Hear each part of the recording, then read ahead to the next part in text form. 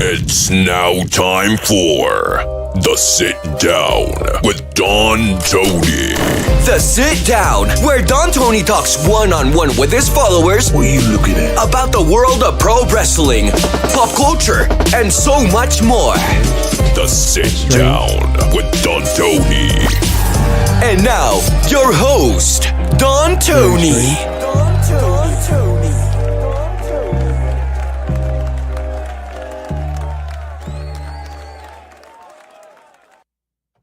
Can you guys hear me all right? Just need an audio check out there. Let me know if you can hear me okay. Can you hear me? I don't know what is going on, but I can't hear. Oh, you sound good. Okay, I sound good. Oh, for some reason, my audio here, I can't hear nothing. I don't know why, but as long as you can hear me, that's all that matters, right?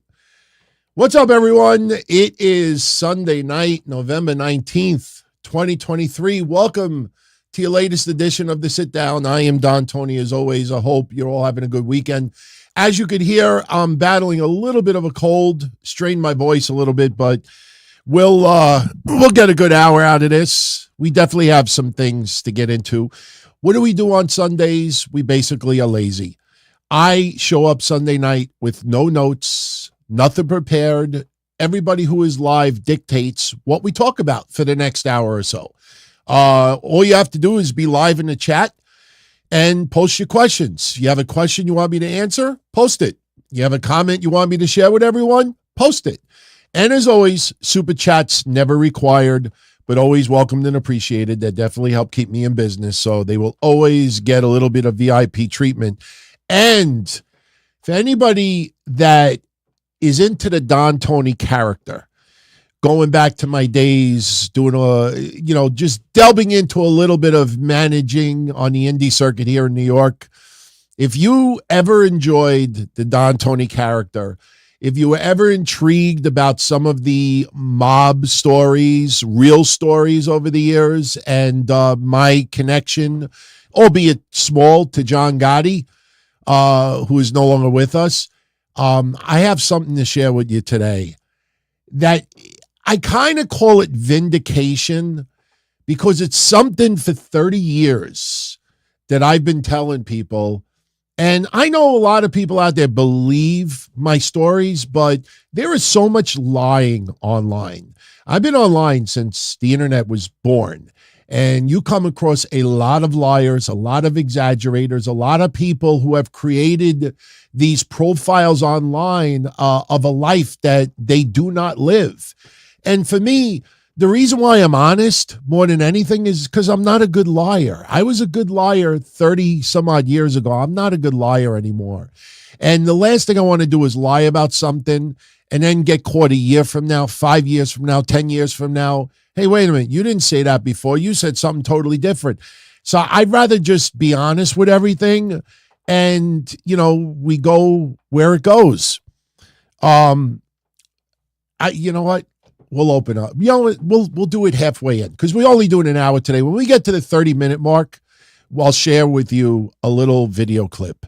It is from a Gotti documentary, and it it does vindicate a story I've been telling for decades, that some people out there think that I was lying. Now I have video proof. Believe it or not, our family popped up in that documentary, had no idea. I got the footage. I'll show you later. All right. We got any super shout outs before we started? They always have to go first. You know the deal. We do have one. Okay. Big shout out to Police Squad. I saw that name pop up before, and then I saw the Naked Gun logo in the chat. Naked Gun is one of my favorite movies of all time. It's in my top 10. I love stupid humor like that. So absolutely love that. I didn't know if this was Police Squad as in serious crime, or if this was Frank Drebin. Police Squad sent a 5 spot. He says, DT, did you see the video of Hangman Page drinking Swerve's blood at Full Gear? If so, what's your honest take? I thought it was disgusting. All right. First off, I did see, I would say about 2/3 of Full Gear. Some of the stuff I just played on 1.5 speed. I didn't have to, absorb every little second of the pay-per-view. We got every match right with the exception of Julie Hart winning the TBS championship. And if you remember the predictions yesterday, I said she could very well win it. But now what? Now what? Suddenly she's invincible? That's going to be a lot harder than you think. There's only so many Emi Sakuras that she could beat in the upcoming weeks. Congrats to her. She has worked hard. My only concern is, what do you do now? But I did see the match with Hangman Page and Swerve Strickland. Here's my honest take on it. And I'm being totally transparent here. Putting into account all my years of being a wrestling fan. You see back there, I have ECW. I will always pay tribute to ECW. Even though I didn't do much, but pushing tickets and doing a little work for the final year of ECW in existence is a story and a memory that you can never take away from me unless I have Alzheimer's. I will always show appreciation to everybody that's ever come across ECW, except for Mass Transit. Fuck him. He's not even here anymore. But look, back in the 90s, Tommy Dreamer was using cheese graters, raking Raven's head and licking the blood. I have seen that with XPW, with Supreme and Angel, the hardcore homo. Do I like it? No. Should it happen in 2023 after, everything with health and concerns and everything? Sure. Swerve is too talented for me to judge him because of one spot. Hangman Page, I'm not a fan of, but he worked his ass off yesterday. It's not a spot that I liked, but I have seen so much shit over the years. If I start criticizing the crap out of this now, I feel I'm a hypocrite. So they didn't need to do that spot, but they did. That's really all I could say about it. I didn't like it. To me, it was gross. But again, shit I saw 20, 30 years ago was gross also. And I still watched. So that's my honest take on it. So thank you, Police Squad. All right. Dream 101. Thank you for the 2 spot, my friend. Do I still go to clubs and diners? No, I haven't gone to a club since the 90s. I'm too old. I'm too old to go to a club. Plus, clubs changed over here. This is legit, man. I mean, you've heard me tell stories over the years, going to Sprats on the Water, going to the G Club, going to Palad's Phase 2, going to the Copacabana one time, Paradise Garage, Studio 54 one time with Fake ID. Clubs in the 80s and the 90s, it was more about just partying. You had some Jersey Shore assholes before Jersey Shore became a thing. But for the most part, it was just about, you didn't have social media. You didn't have a lot of what's going on now. To me, clubs started changing in the mid-90s, late 90s.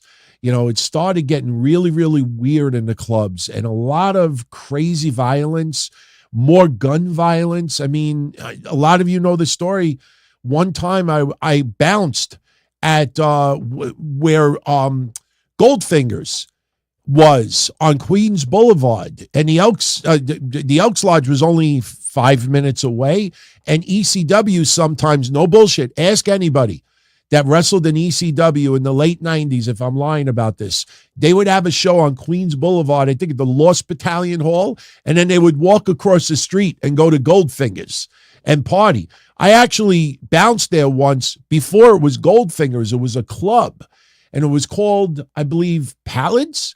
Might have been called Palad's. I might be wrong on that, but in the middle 90s when things started to change, you see somebody get into a fight and they come back later and they're shooting guns. And it's no. I still go to diners once in a while. I mean, we all got to eat, right? I mean, I don't go as much because it's too expensive. Sorry, I'm not paying $30 for a salad with grilled chicken on it. So my neck of the woods, it gets very, very expensive. So thank you, Dream. Thank you, Dream. All right. Tristan is asking, what are my initial thoughts on the Montreal screw job? Did I think it was a work? Yeah. And do I blame Vince McMahon and the WWF for what they did? All right. I have footage. I've played it before. I don't know how I got the footage originally, but anybody that, goes back to my hotline days already know this story. Here's a great one. I have so much video from the net before people even realized to download stuff from the net. Case in point, we're coming up to Thanksgiving. Does anybody remember the Vince McMahon ass cartoons from 2006? Mr. McMahon and his ass. My ass could do tricks. Remember that? Remember Mr. McMahon and his ass? I downloaded all those episodes. So now this has to do with your question. Now for this week in wrestling history that we're going to plug tomorrow, I took the screenshot and I took the audio from one of the episodes for Thanksgiving. And, I was looking online because I didn't want to go through my old hard drive for a clip. And I see all these Reddit threads and YouTube posts, the lost footage of Vince McMahon's ass. And I think that's because of a Adult Swim lawsuit. It was pulled from the net. But apparently nobody has it. And I'm like, I have them all. And I've played them before. So I'm kind of blown away that people don't have a lot of footage that they claim is lost. But when Bret Hart and the Montreal Screwjob happened, I was doing a wrestling hotline. I was only doing a wrestling hotline for a few months. I started doing a wrestling hotline right around ECW had One Night Stand. Their first ever, not One Night Stand, Barely Legal. I'm mixing up WWE with ECW, getting old. Barely Legal. Was it April 13th, 1997? I started doing my hotline in March. So I wasn't even doing a hotline for a year. And when the Montreal Screwjob happened, at first, I thought it was real. About 2 weeks later, I was watching some footage online on like a Real Media video, and there was no logo on the bottom. Because if you go back and you watch Raw from that night when they brought out the midget Bret Hart, they had that yellow WWF logo, the block logo, in the corner when he came out. When Wrestling with Shadows happened, Wrestling with Shadows had the footage. Bret Hart was watching the Raw episode through his TV. But what was weird about it was the footage I had no logo on it. And, something seemed a little bit strange with the Wrestling with Shadows video, because I was like, why would he have raw footage? Wouldn't he be watching it on television like anybody else? Why does he have raw footage? And what I had no logo. And for a long time, I'd say for about 5 years, I thought that it was a work. Because you got to understand something. Vince McMahon proclaimed pro wrestling sports entertainment back in the 80s. And I think the story originally was to avoid paying tax in New Jersey. And I have video from 85 when Vince McMahon was calling pro wrestling sports entertainment. It's on my YouTube channel if you look. But the thing is, because it was the 90s still, there were enough people that were still protecting the business. Like Vince called it sports entertainment, but a lot of heels did not hang publicly with the baby faces. Remember, the Iron Sheik and Hacksaw Jim Duggan was only like 5-6 years before the Montreal Screwjob. And the thing is, I found it hard to believe that the documentary, these cameramen were allowed to see as much as they did backstage. It was like, I can't picture Vince pulling that curtain back that much to allow that documentary. And here's one last thing in closing. I don't want to spend an hour on this because I know we don't have much time, but I'll say this in closing. If you watch Wrestling with Shadows, if you've never seen it before, or if you watch it again, isn't it too perfect? Like, let me give you my point. What if Brett didn't leave? How would that documentary have ended? What would have been the climax, the conclusion? Remember when Brett negotiated the 20-year contract, that was before them filming. When they started filming, Brett was still in the WWF and everything was good. Where was this documentary leading to? If you watch Wrestling with Shadows, as you're watching it, it certainly feels like in the beginning, everything is good. In the middle, there's some financial stuff. Then, Vince is kind of torn. I want to keep Brett. I'm going to keep Brett. I can't keep Brett. Go to WCW. And then he gets screwed. I mean, what would have happened to that documentary if Brett never left? That documentary would have been like, what was the point of all of this? This was not like a current affair where they were trying to reveal something that we were. What was the whole point? What was the point of that documentary if Brett never left? I mean, I know people have kind of answered this over the years. That's something you got to think about. All right. Bobby Means. What's up, Bobby? Do I remember the infamous Cactus Jack promo in ECW in 1994 where he talked about losing the title? When you say losing a title, I'm assuming, see, people is trying to catch me with trivia, ECW, and I love it. Trust me, do it. Directly, indirectly. Are you talking about Greetings from WCW, and he had the tag team championship, and he threw the titles down? That's what I think you're talking about. When Cactus Jack still had the WCW tag team championships, and he showed up on ECW television.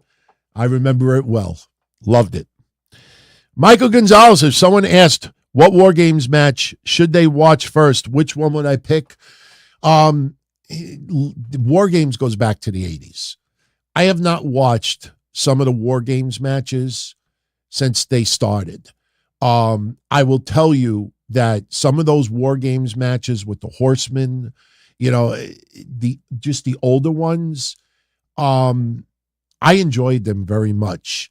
So what I would say to you is, if somebody, listen, you got to understand something, and you got to put in perspective. If you're going to show War Games to someone that doesn't watch wrestling, what is their view of wrestling? Is their view of wrestling as, like Roman Reigns and what they see on TV? Or is their view of wrestling like flippy, hardcore violence, this and that? That's something you got to think about, because when I dated a little bit, in the 90s, I dated people in the 2000s too, but when I dated people in the 90s and the early 2000s, if they weren't into wrestling, and I only maybe 3 or 4 women I dated during that, like a 15-year span, but if they wanted to see wrestling, I usually put on Terry Funk versus Sabu, Born to Be Wired. And you'd be like, so for me, that was kind of like, you want to see crazy shit? Here you go. But for someone else out there that, is doesn't know much about wrestling and just wants to be entertained, maybe a little storyline driven, a lot of the older War Games matches are great. I kind of like those. I don't think, though, someone who doesn't watch wrestling, giving them War Games would be a good introduction. I think you give them something that kind of tells a story, and simple. Shout out to Jay Carlos. Thank you for the 5-spot, buddy. He says it's not a question, but a thank you. He's so glad that I'm online, making a show live, needs an escape from BS. Trust me, this is an escape for me too. I appreciate that, Jay Carlos. Whether people tune in on the audio side, which is the majority, or the video side, I appreciate each and every one of you. And this is an escape for me. It's been an escape for me since 1997, and I'm going to continue doing it. And here, cheap plug. Talk about an escape. This Tuesday, Kevin and I are going to be doing preview and predictions for Survivor Series. And over the last 24 hours, we put 4 old Minority Report DTKC show episodes back on Patreon. I think 2 are from 2005. 1 was from 2006. And we posted the DTKC show from when, remember MacGruber? Remember that movie MacGruber? and they were the guest hosts of Raw. You know, we posted that episode yesterday. That was pretty funny. So if you want to go check those out. But yeah, no, these shows are an escape, man. I try to keep it simple. You know, I mean, people out there's a lot of people that live on drama. You know, if you tuned into yesterday's show, I mean, even the Will Ospreay talk, you know, we said 1,000 times that Will Ospreay is one of the most talented wrestlers in wrestling.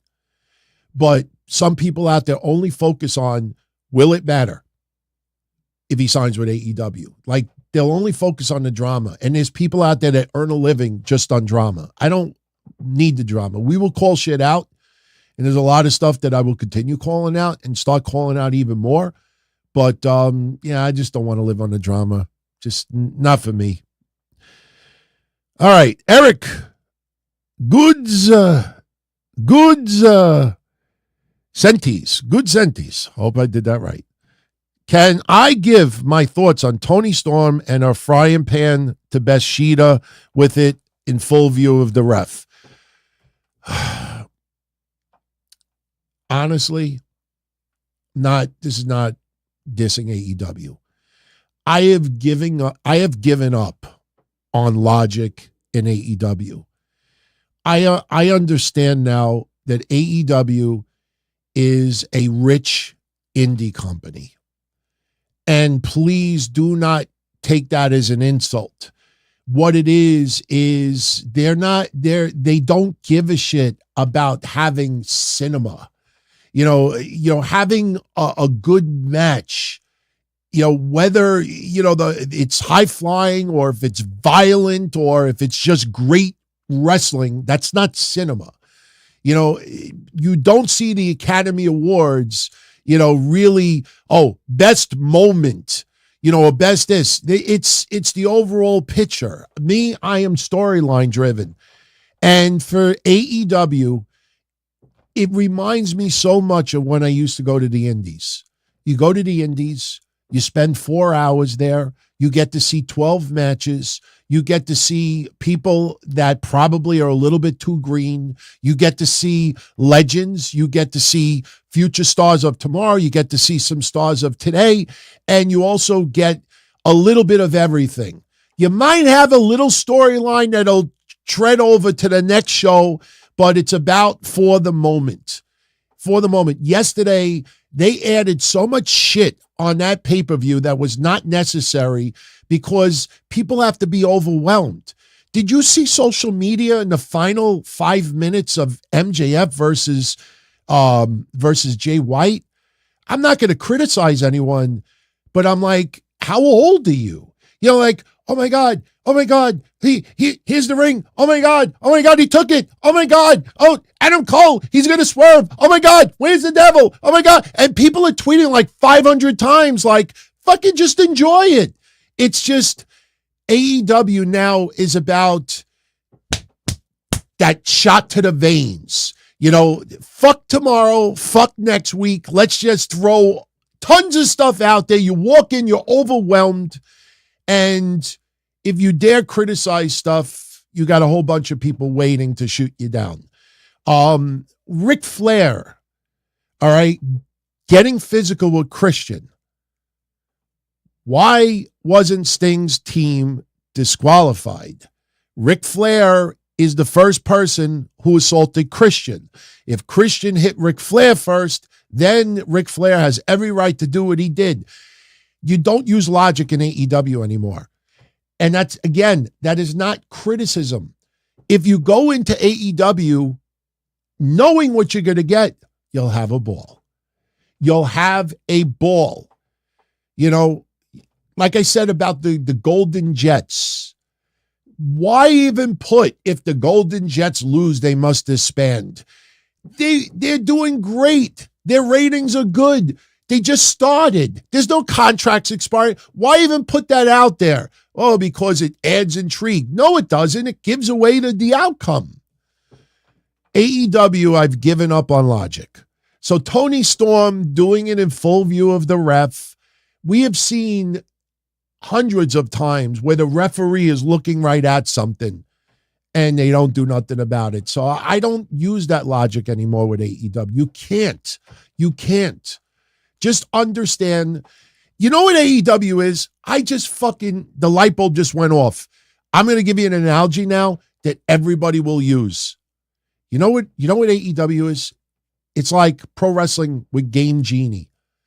And for people that don't know what Game Genie is, it's basically you hack your game so you can have infinite lives.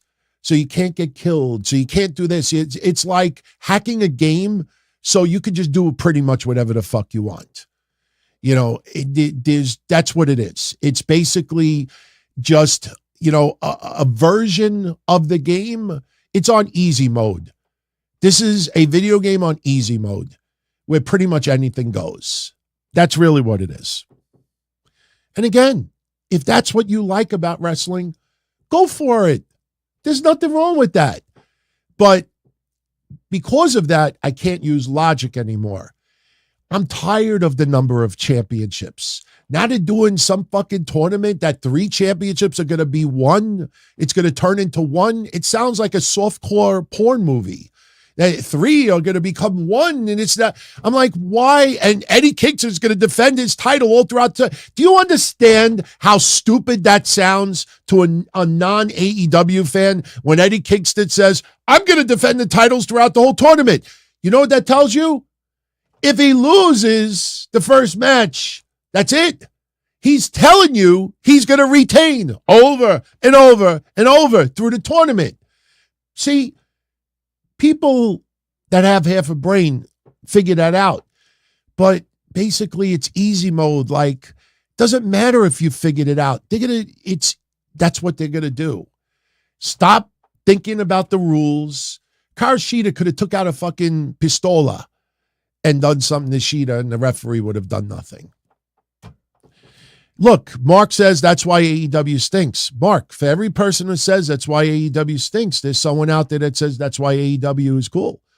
Listen, there are some video games for me growing up that I absolutely wanted to play easy mode because I just wanted to have fun. I just wanted to play for hours and just, not have to start all over again, or if there was a way to continue a game instead of, it depends on the person. AEW is not for everyone. WWE is not for everyone. All wrestling promotions are not for everyone. But, the thing is, if AEW doesn't float your boat, don't watch it. All right. Nah, they're not doing Shida dirty.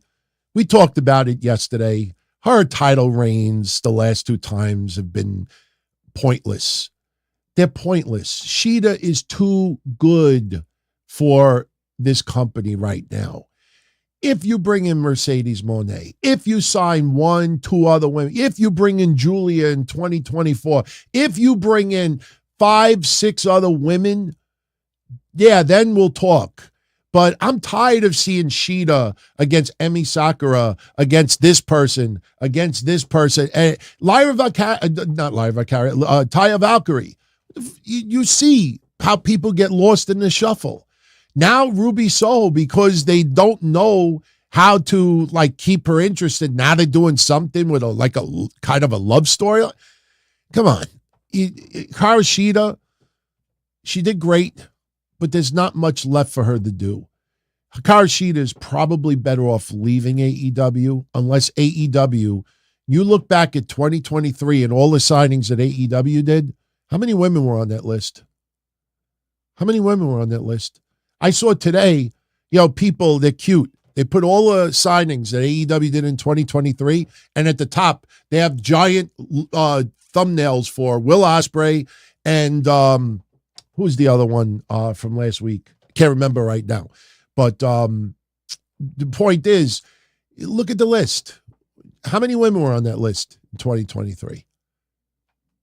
Billy Sparks? Really? I mean, who was on it? Taya Valkyrie? Yeah, and look what they're doing with her now.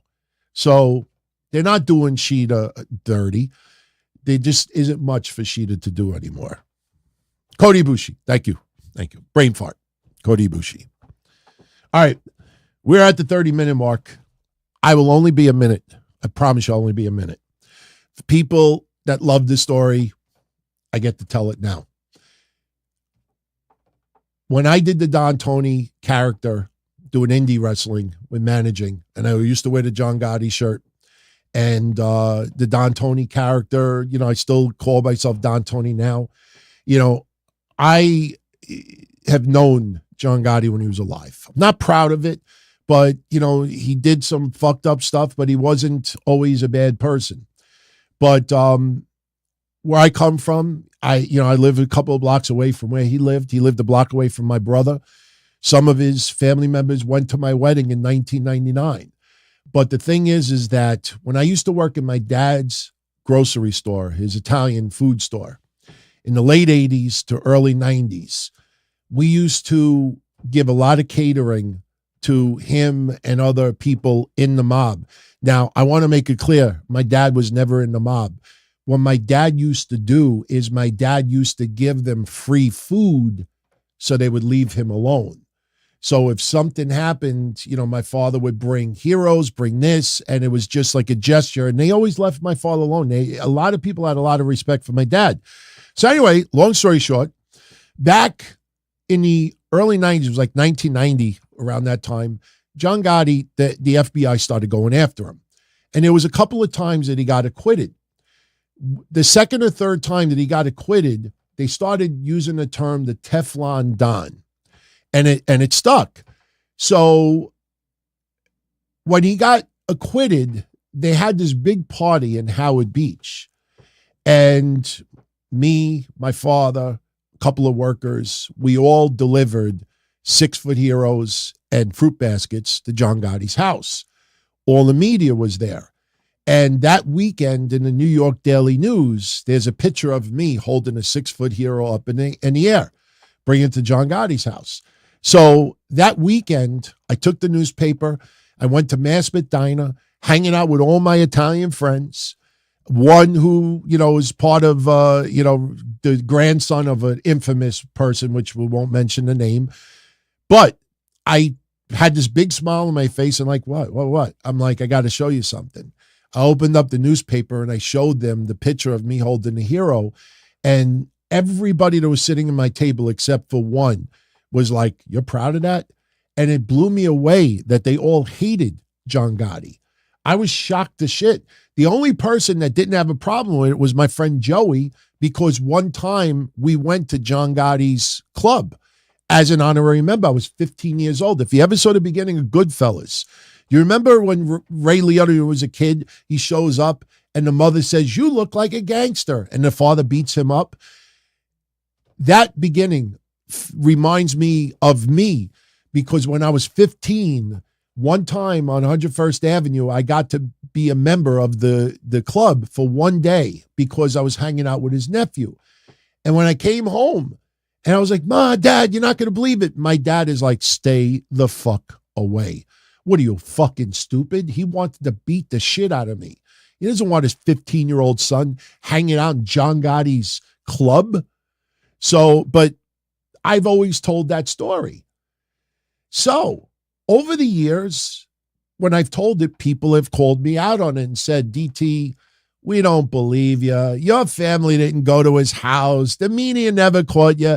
And what am I supposed to do? I don't have the proof just sitting here. I mean, this is 30-something years ago. So now on Netflix, they have a documentary right now called Get Gotti. Get Gotti. That is the documentary right now on Netflix. So I had a few people on Patreon ask me in the last couple of weeks, are you going to watch it? And I said, no. I said, because from what I've seen so far, we already know all this. The people that documentary is for is for people that don't live in New York, people that don't know anything about John Gotti. Everything in the documentary we already know. So it doesn't interest me. Well, last week I clear out my emails, and there's about 15 emails from some of you out there like, DT, is that your dad? Is that your dad? I'm like, what are you talking about? So I go and I watch the 3 episodes, and I watched the third one first because I figured if something with my family was in there, they probably saw the most recent one. So I watch episode 3, there's nothing there.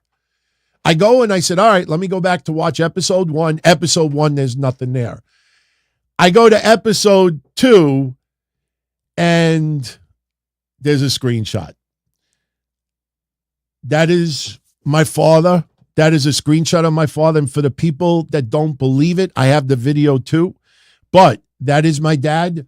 That is me wearing the store logo, as you could see. I know I look like Dexter Loomis in that picture. That picture's from like 91 or 92.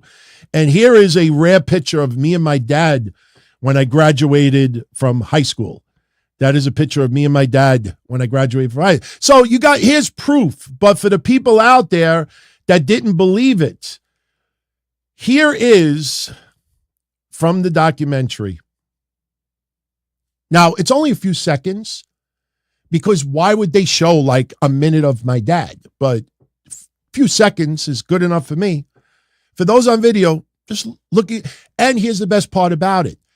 All the time for 30 years, I said that we brought the heroes and the baskets to his house because he was let off. He was found not guilty.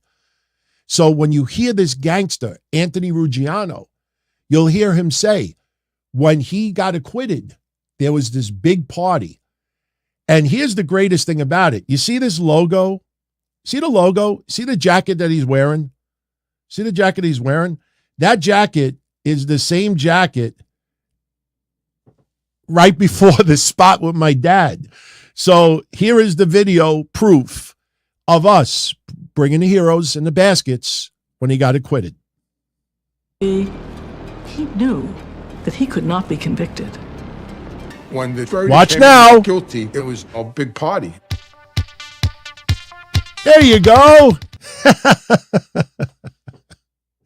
All right. I put it in slow motion out there for people in case you want to see it one more time. There he is. Here's the big party. He's going into the club, and here you go. There you go. Told you. People never believed me. People never believed me. Oh, that song was great, man. That song was great. Now, how do you feel, or how does it feel? That song was great, man. I used to crank that song when I used to have my boombox in my car stereo back then. But there you go. There you go. So you could see there's video footage. Now, what I am going to do is I'm going to send an email to the director to find out where they got that footage from, because I want to contact the news media outlet that has like an hour's worth of the footage, and I want to get the footage of me and the footage of everybody else that was there too. But see, after all these years, I finally get to prove it. See, that's one thing about me. It's my greatest asset, and it's probably my worst asset at the same time. There are so many people who lie and exaggerate online that I feel like every time I tell a story about me, I have to show you proof. You know, unless I feel like there's somebody out there that thinks I'm lying. So for all of this time, for 30 years, people were like, did it really happen? There you go. All right. All right. Let's get back to the shows. All right. Let's see. Questions. We still got about 22 minutes left. So, yeah, I'll get the footage. I think a news media would be fine given that extended footage, because they were there for hours just recording video of people showing up and this and that. So, you know, I'm going to get the video. I am going to get the video now. So, all right. Rocky Red, not surprised Will Ospreay's now in AEW. The reaction has been perplexing. For him, it's just meh and shrugs. I got two things to say about Will Ospreay and AEW. When Will Ospreay said yesterday that AEW will use him the right way, I take that two different ways. Number one, AEW absolutely will let Will Ospreay work the way he should. But also, that could be a detriment to Will Ospreay. It was not that long ago about him talking about injuries.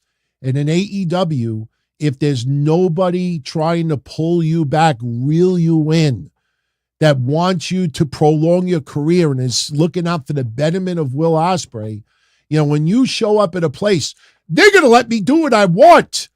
They're going to let me do as I should. You're looking to go to a country club. You know what I mean? You're not looking for, a real professional place. You want a place where dress down day is every day. So that's how I look at it. Will Ospreay is one of the talented wrestlers of today. The only thing that turns me off about it, and I posted it on Twitter yesterday, and I deleted it about 10 minutes later because I said to myself, there are so many gushy people out there that people will be afraid to even like it because it comes off as negative. What did I say on yesterday's show? That we talked about it a month ago, that Will Ospreay will sign with AEW. And when we heard about this announcement yesterday, I said that it's the same formula that the media did with Jay White and everybody else. Will Ospreay's going to be a free agent. Give you this thought that WWE wants him, got to have him, needs him, interested. Asks Will Ospreay if he ever fucking talked to WWE. Not his friends, not wrestlers. Did he ever fucking talk to Nick Khan? No. Did he ever fucking talk to TKO Group Holdings? No. But you see all these people for the last month. This is the formula that they do. They give you this impression that WWE's got to have him, needs him, wants him. And in the end, the wrestler chooses AEW over WWE. Oh, fuck you, WWE. They chose the alternative. And he did it last night. The first words out of their mouths were not, holy shit, awesome, Will Ospreay, can't wait to see what he does. No, the first words out of their mouth was, he fucking chose AEW over WWE. You don't work for AEW. You don't even know if that's true. But that's because there is this, there's this insecurity that AEW's got to be better than WWE. If Wembley record is 88,000 and they're at 87,000, you best damn believe that the billionaire is going to buy 1,000 tickets. I would do it. If I'm this close to selling the most cupcakes in the history of Howard Beach and I only have to sell 1,000 more and I'll be in history and I'm a billionaire, you don't think, hey, under the name Don Cornelius or John Smith, buy 300 tickets. Oh, under Mike Johnson, buy 50 tickets. Oh, so-and-so, can you charge 10 tickets? I'll give you the money, you pay your credit card. Everything has got to be better than the WWE. He chose AEW over WWE. AEW has more this than WWE. AEW has better demos than WWE. It's an insecurity. And it's pathetic. And the worst thing about it is that that's the majority right now. Right now, that's the majority. That's cool. There are people out there in the media world that are getting thousands and thousands of supporters with that mindset. Sooner or later, that's going to get old and tired. Like 3 years ago, a lot of these people, AEW could do no wrong. Now they're forced to give some criticism because it's right smack in your face. In a few years, that will no longer be a cool thing. And you watch what these people do to try to cover this shit up. So for me, Will Ospreay and AEW, yeah, that's awesome. But is it really going to matter? We're going to get a Bryan Danielson match. We're going to get a Jay White match. We'll get a Moxley, a Hangman Page match. We'll get an Orange Cassidy match. We'll get a Swerve Strickland match. The matches will be tremendous. But I don't need to see something simply because it's 4 or 5 stars. I want to be emotionally attached to it. Just because some fucking foreign film wins the Academy Award and it's the best picture doesn't mean I'm going to go see it. Unless I'm emotionally connected to it in some way. So, Will Ospreay, I hope they amp their writing up a notch. But honestly, let's see where it goes from here. Tristan is asking my favorite food. Well, I'm on keto right now. So, for keto, it's probably bacon. Bacon! It's probably bacon. But outside of that, eggplant parmesan. All right, Rick Shaw. He's actually talking to Roddy. Sorry about that. We got a super shout out. Got to give a shout out to Oliver Norgrove. What do I think sets my shows apart from others in the space?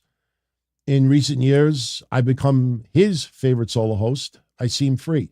I don't think I'm just honest. I just tell like it is.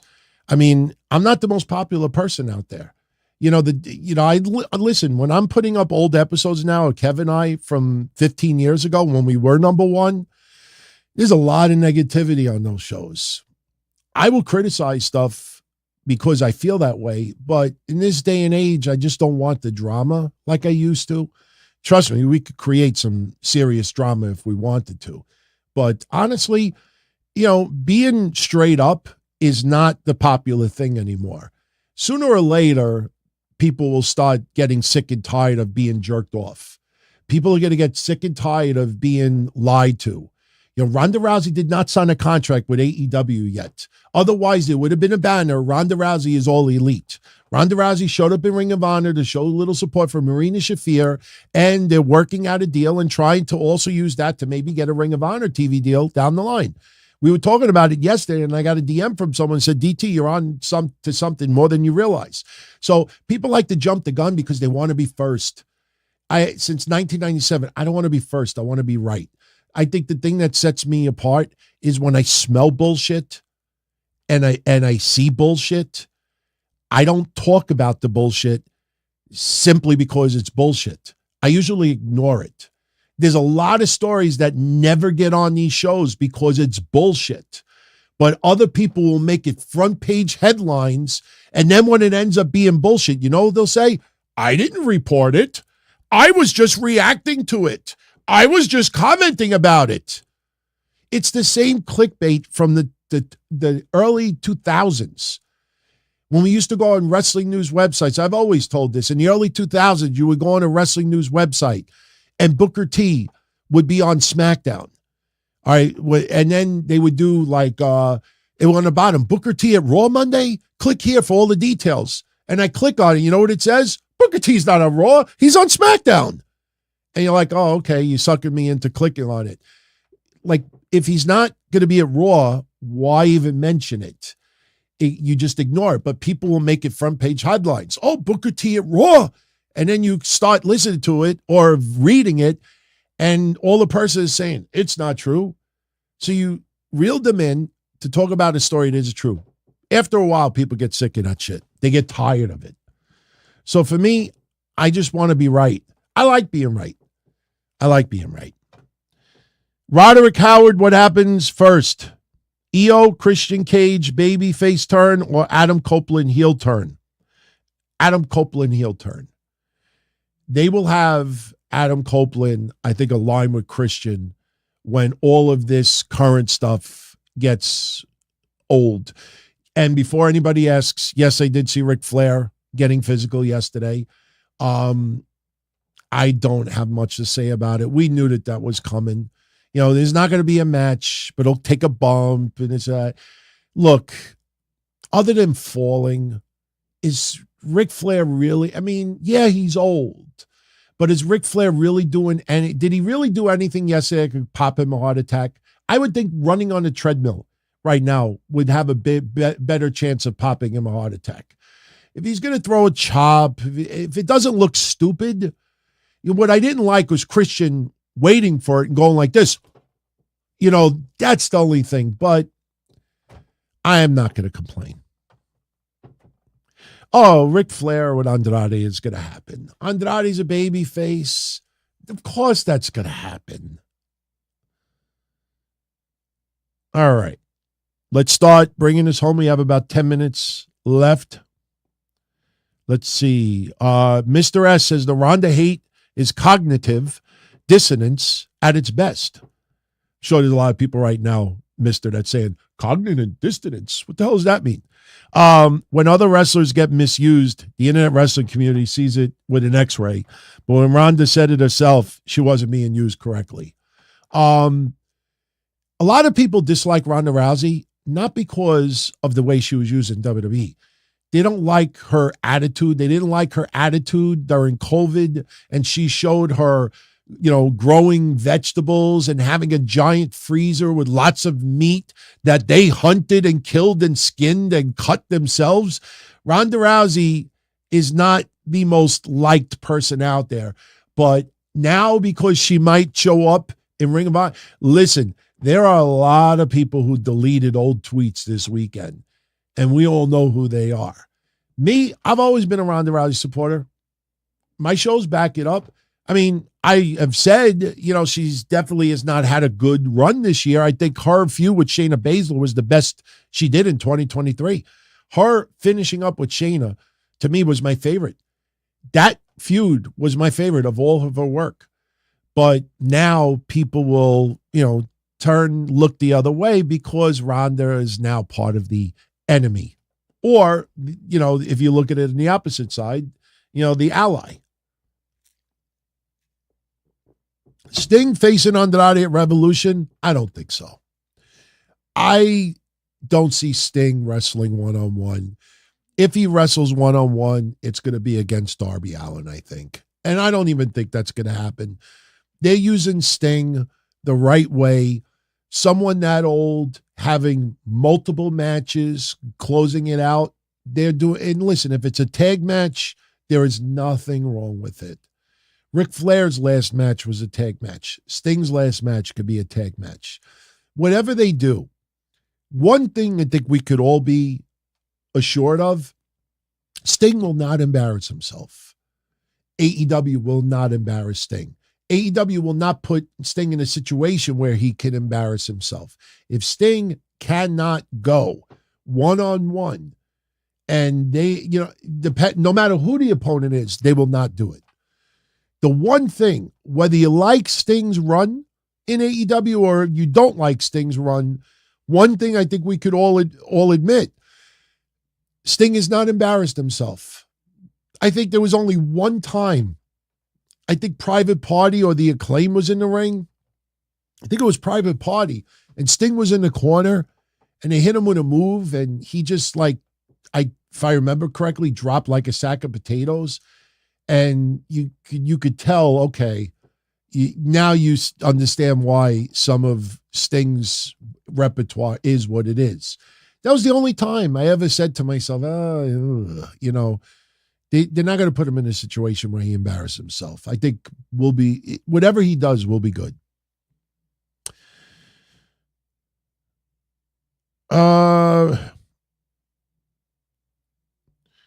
Let's see. Here's a lighthearted one. Rahul is asking, broccoli, coleslaw, Brussels sprouts, eat for a day or eat for a month? I would eat broccoli, coleslaw every day. Brussels sprouts, I like them a little bit, especially when you put a little bacon on it and olive oil, but they smell like death. You ever cook Brussels sprouts? You ever go to someone's house that smell if I went to the hottest chick in the world's house for dinner, and she's like, oh, let's go to the bedroom, and the house smelled like Brussels sprouts, I would leave. Brussels sprouts is one of the worst smells there is. Broccoli coleslaw is not bad if you add the right ingredients. AG is asking, have I spoke about Full Gear? Not doing a review. We only have an hour's show, and I'm basically answering questions. That's what we do on Sundays. I've watched about 2/3 of it. I thought it was good. I thought it was too complicated. I thought they added way too much shit to it. This whole MJF thing, it felt like what they did with Dax. And the difference is when Dax went to the back when he got injured in his match, last year, I think it was only during one match. They made people think for a couple of hours that Adam Cole was going to wrestle for MJF. I just thought, I didn't want to criticize Tony Khan, but I got to do it.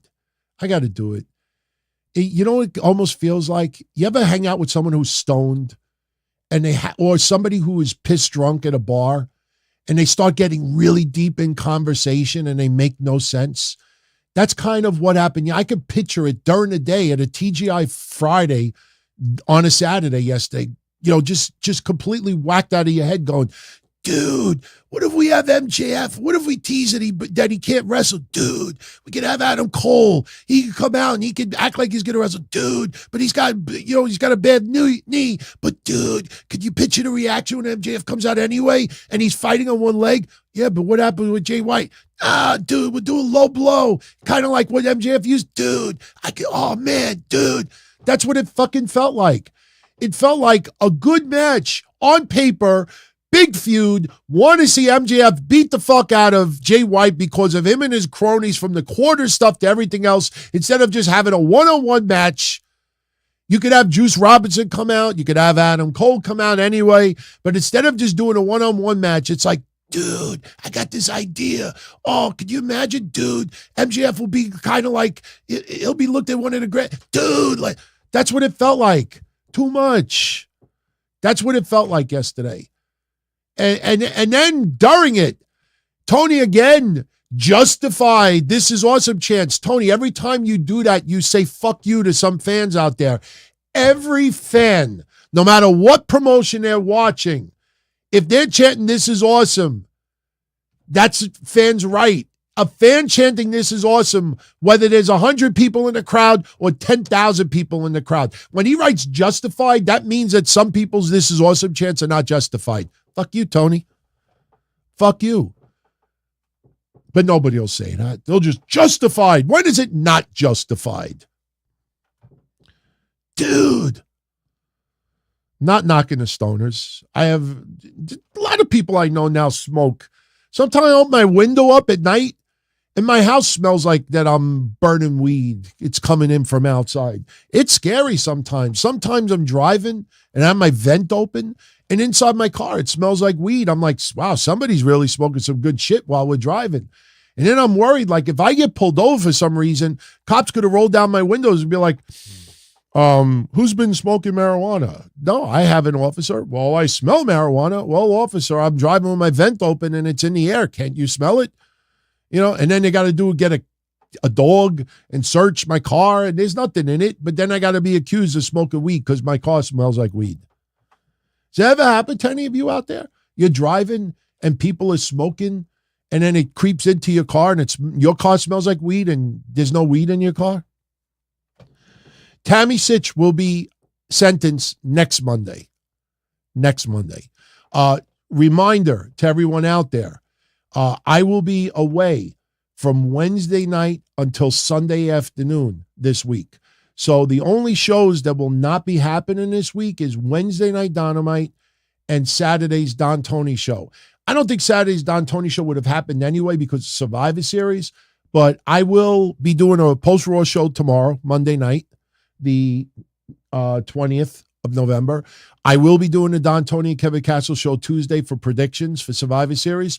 There will be a history episode posted this week, and I'll then be back next Sunday for the sit-down. So,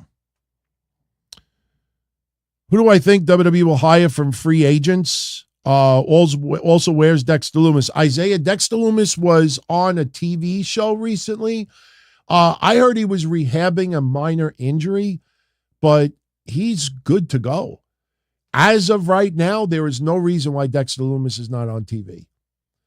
I don't, it's again, when people gushing Friday about Triple H doing a fabulous job with Dragon Lee, I'm like, yeah. And what about Indy Hartwell? And what about Dexter Lumis? And what about Cameron Grimes? And what about Karrion Kross? And people like, oh, Triple H, Booker of the Year, Dragon Lee. I'm like, what are you talking about? What are you talking about? You look at all the people that he signed back. There might be 2 people doing a great job, and everybody else, you're saying to yourself, I kind of like know why Vince released these people, with all due respect. And what was the other question? Who do I think WWE will hire from free agents? Who's a free agent? You got to give me names.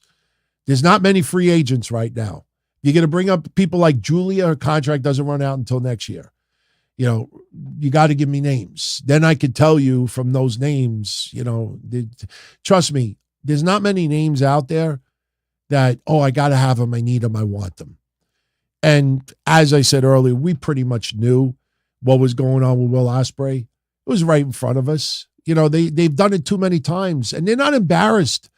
They're like telling you, yeah, we're going to lie. We're going to make it seem like WWE had to have Will Ospreay. They were going to name a street after Will Ospreay. WWE headquarters was going to take that fucking 800-foot flag down and put a flag of his head instead. And then he signs with AEW. Oh, he chose AEW. He chose the competitor. He chose a guy. If WWE ain't a call-in, you didn't make a choice. Why wouldn't WWE be interested in Will Ospreay? Excellent point. Does WWE need Will Ospreay right now? That's the thing. Does WWE need Will Ospreay now? Like, honestly, and I say this with nothing but respect intended.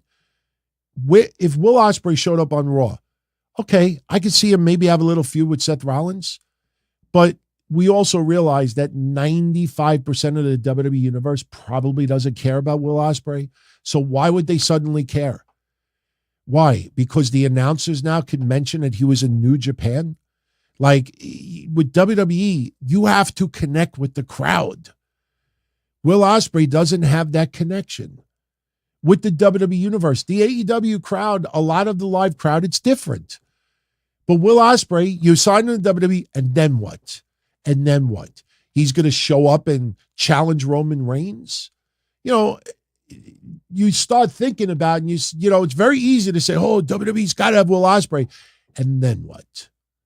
He's going to show up and challenge Seth Rollins? Do you really think WWE Creative would have done that? No. Yeah, people don't like when I say and then what, but it's true. It's true. I'm not, nothing I said yesterday was negative against Will Ospreay. Nothing I said yesterday was negative. He is one of the most talented wrestlers today. But I watched WWE for decades, and you know their mantra, and you know how they bring people to the main roster. If they brought people to the main roster simply because they were epic, unbelievable, amazing, there would be at least 10 people from NXT that they could bring up right now that would be halfway decent. You saw Axiom on Friday. Axiom would have already been up there. Not saying that any of them are on the level of Will Ospreay, but they don't bring people to the main roster just because they could be ranked 4 stars on the Meltzer scale. You have to have a character or personality. And what is Will Ospreay's personality? Really, what's his personality? Uncle Russell. Like, what's his personality? How does he fit in the WWE machine? That's not a knock on Will Ospreay. What is Will Ospreay's character on the WWE main roster? What is his character? What is his gimmick? What is he gonna do? You know, people don't think about that. If you ask me, where is Will Ospreay better off? AEW. 100% AEW. But I don't need to say to you, oh, WWE is strongly interested and wants to sign Will Ospreay, and he chose AEW anyway. I saw that yesterday. I'm like, oh, you insecure little sissies. You know, just fucking enjoy the moment and have to stick WWE. Right now, Nick Khan is looking at the net saying, we didn't even fucking talk to the guy. What the fucking, we didn't talk to him.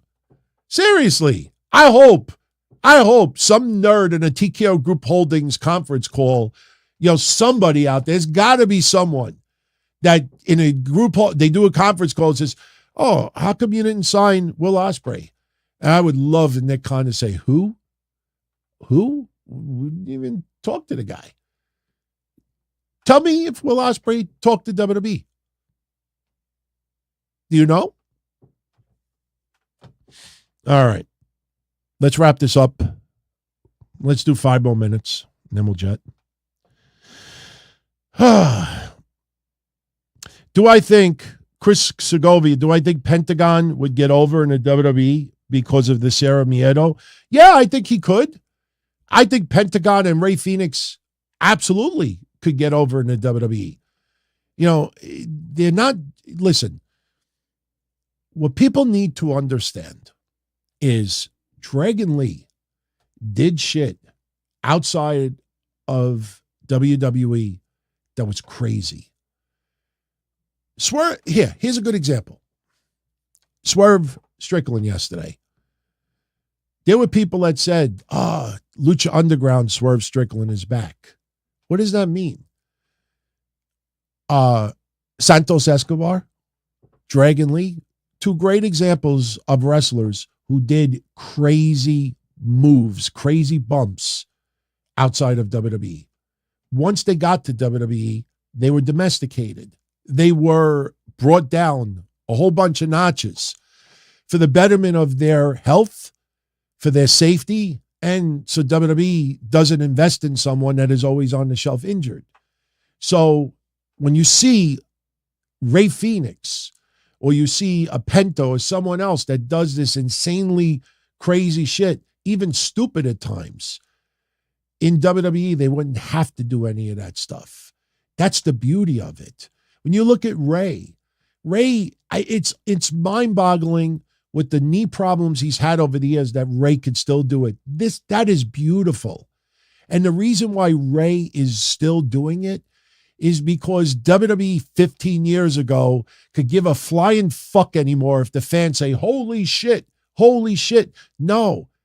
They'd rather have the fans chanting 619, 619 instead of holy shit. That's why Rey Mysterio is still doing it 30 some odd years later. So some of these wrestlers in AEW, if they went to WWE, their in-ring work would be watered down. Absolutely. Will Ospreay's in-ring work would have been watered down. I think Will Ospreay is a very smart person.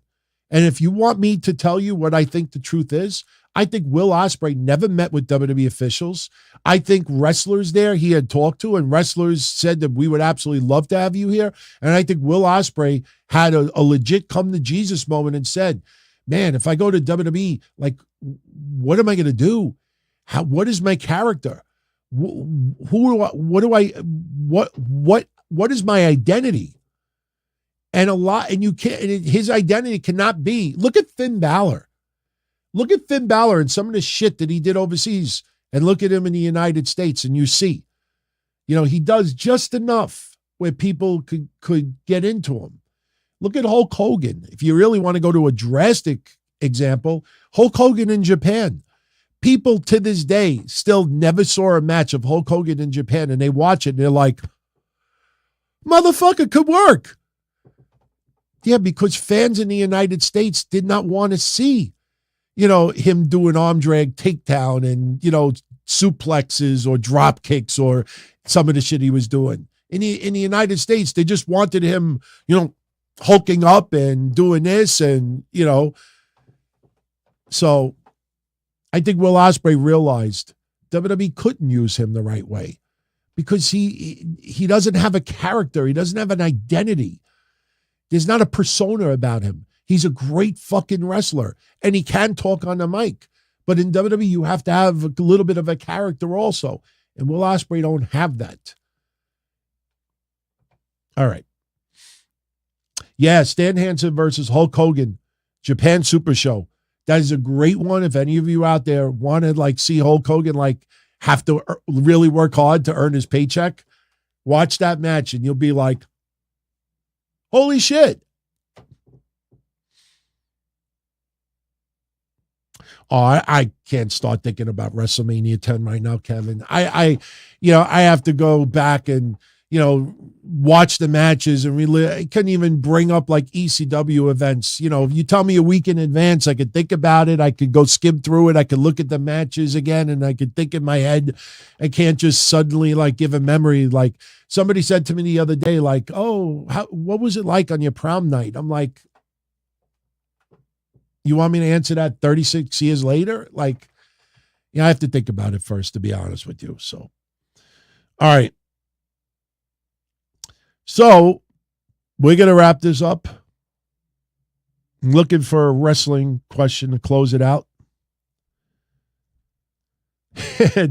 See, Henry wants to know, do I think there's other life forms on planets? Yeah, I do. I do. I was never into science. Science was my worst subject in school. I could get A's in everything else. Social studies and science were my two worst. Now I watch so much YouTube about the planets and seeing like the possibilities of going to Mars and seeing all the footage on the moon and going to Saturn and this and that. Like, I'm intrigued. There ain't no way that just us humans are the only life form out there. There's got to be other life form. There has to be. There has to be. How the fuck did we end up this way? There's no way you're going to tell me that my great-great-great-great-great-great-great-great-great-great-great-great grandfather was a dinosaur. Like, how did we end up? You know, like, am I going to go on Ancestry.com and I'm going to find out, even though my 10th great grandmother looked like a troglodyte, you know, I don't know. We'll never know. We'll never know in our lifetime. We'll never know in our lifetime. All right. If Andrade returns to WWE, would he feud with heel Santos Escobar? And if Hook signs with WWE, would he get over in NXT? First of all, with Andrade, you don't bring him back just to feud with Santos Escobar. That would be a great feud. I would rather see him probably like rekindle something with Angel Garza and Humberto Carrillo, whether it's with him or against him. Santos Escobar and Andrade would be awesome, but then what? See, one fall. I'm going to keep bringing it up. And then what? You got to look at the big picture. I think Andrade would do just fine, but we don't want smoke and mirrors either. Hook is interesting because Hook, you know, look at WWE like this. Back in the 70s, WWE, let's just focus on WWE for a second. In the 70s, WWF was directed towards adults and older people and senior citizens. You watch vintage WWF at the Garden in the 70s, it's mostly adults and senior citizens. Yes, before anybody says to me, I know there was a point where people under 12 could not enter MSG, but even on other shows, other states, same thing. In the 80s, WWF transitioned into targeting children with the superheroes larger than lives. Hulk Hogan, Macho Man, Ultimate Warrior, you know, larger than life superheroes. They had a cartoon on CBS, you know, that in the 80s, wrestling became cartoony for the kids. In the 90s, it was still goofy and cartoony. They were hoping that the kids that were now teenagers would still stick around because some people were carried over to the 90s and you still had some dopey gimmicks. And then those kids from the 80s, now in the mid 90s, are now in their late teens to early to mid 20s. Then WWE Attitude came around. Yes, I know there was New Generation and everything else, but then WWF Attitude came around, and that was directed towards upper teens to 20s. Yes, 30s, 40s, and 50s absolutely loved it too. Why wouldn't you love tits and ass and mud fights and, you know, the girls in the crowd? And it was attracting women also. And then in the 2000s, when you had John Cena come around, they tried to do a little bit both. That's why you had Triple H and Shawn Michaels reform D-Generation X, and Shawn Michaels was a born-again Christian, and they were trying to play off on that. And Triple H was acting like an overgrown child doing goofy sexual. And you remember when they were under the table? I think Candice Michelle was at the table, or who's the other girl? I can't remember her name right now, but yeah, and they were insinuating stuff.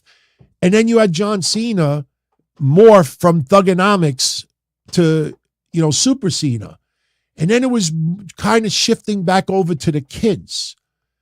And then you had TNA that was trying to get those young adults that WWE, that were falling out of favor with WWE. That's why you had the knockouts, you had the girls in the cages, you had hardcore stuff, you had a mixture of everything.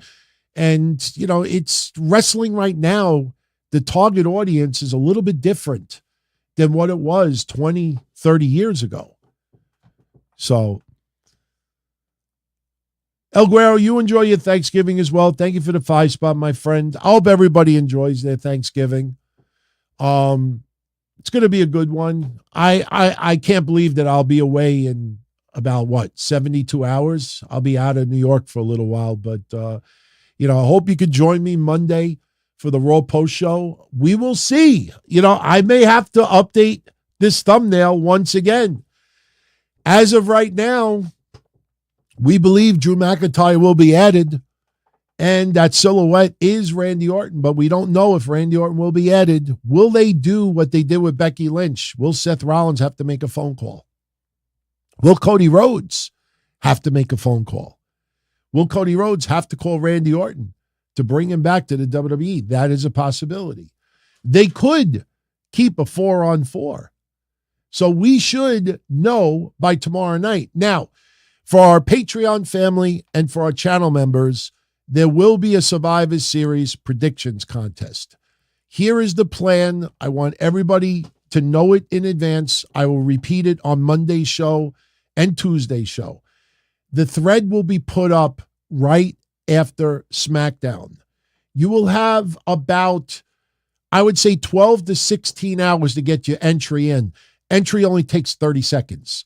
So you don't need more than a couple of hours to get the entry in. I know we have some overseas. That's why I want to keep it like 12 to 16 hours. The reason why we're going to wait until after SmackDown to put it up is because something may be added to Survivor Series that we're hearing. So SmackDown Friday could change the card a little bit further. So once SmackDown finishes Friday, we will have that final card, and that will be the contest put up. So, and we'll see. We'll be giving out a couple of 50 spots. So we'll see who gets it. But yeah, I'll be having turkey. I'm still on keto. I'm dirty keto. Like I'll have, low carb bread, and I'll have low carb, anything low carb. I keep it 20 net carbs or less, but I'll have a Coke Zero once in a while. I have a little chocolate here and there. I had a can of Cool Whip whipped cream, and I'm not going to lie, Saturday night at like 11 o'clock at night, I went to the fridge. I had some type of craving. I took that son of a bitch, went 3 carbs, but that was good shit. Anybody eat Cool Whip out of the can? Just don't breathe in the gas. Don't breathe in the can, especially when the can is empty. Because if you're one of those that takes the can of Cool Whip and sprays it in your mouth and it's empty, and you're spraying it, trying to get that little bit of goop that comes out, and nothing is coming out from gas, if you keep doing that, trust me, when you put that can down, you'll probably, if you go outside, you'll see 3 lanes of traffic instead of 2. You get all a little high off of that stuff. Dude, I just had whipped cream. Dude, it was empty, but I just got this brainstorm. We could have MJF teasing who was injured. Oh, come off as a superhero. Dude, it'll make him larger than life. Dude. You don't have to use weed. Simple Whippets will do. Simple Cool Whip gas will do. Guys, girls, it's been real. Much love. You're more than welcome to leave a comment after the show. As you see, I am making sure that I stay up to date with those. I answered a boatload from yesterday, and I'll keep doing that as well. Don't forget, not next week, but the week after, Kevin and I are going to be doing a Q&A, open to everyone. We have not done a Q&A outside of Patreon in about 7 years. So if you want to give us a question, something that doesn't involve too many brain cells, you go to the community section on YouTube. We put the thread up there since everybody can see it. Post a question. And in about a week and a half, we don't know exactly what day we're going to record it yet, but we will record it, and we'll answer everybody's. Have a good one, everyone. Much love. I'll catch you all again soon. As far back as I can remember, I always wanted to be a podcaster. For me to live any other way was nuts. To me, those goody-good people who work shitty jobs for bum paychecks and took the subway to work every...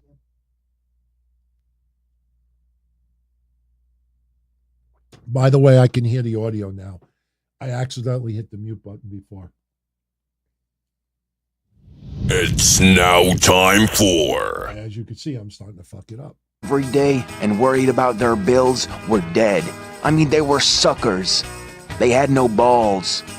If I wanted something, I just took it. I ran everything. I paid the bills. I paid the host. I even paid the masked maniac. Everybody had their hands out. Everything was for the taking. We always called each other good fellas. You would always hear from somebody. You're gonna like Don Tony. He's alright. He's a good fella. He's one of us. But if you're part of my crew, nobody ever tells you they're gonna get rid of you. It doesn't happen that way. There weren't any arguments or curses like in the movies. See, your haters come with smiles. They come as your friends, the people who've claimed they care the most for your life. And now that's all over. And that's the best part. Today everything is different. There's lots of action. I don't have to wait around for everything like everyone else. Oh, I didn't get the vaccine? Fuck you, vaccine me. Oh, your delivery guy has COVID? Fuck you, feed me. Right after I moved here, I ordered egg noodles and ketchup, and I got spaghetti with meat sauce. I'm no longer an average nobody, while they get to live the rest of their lives like a bunch of schnooks.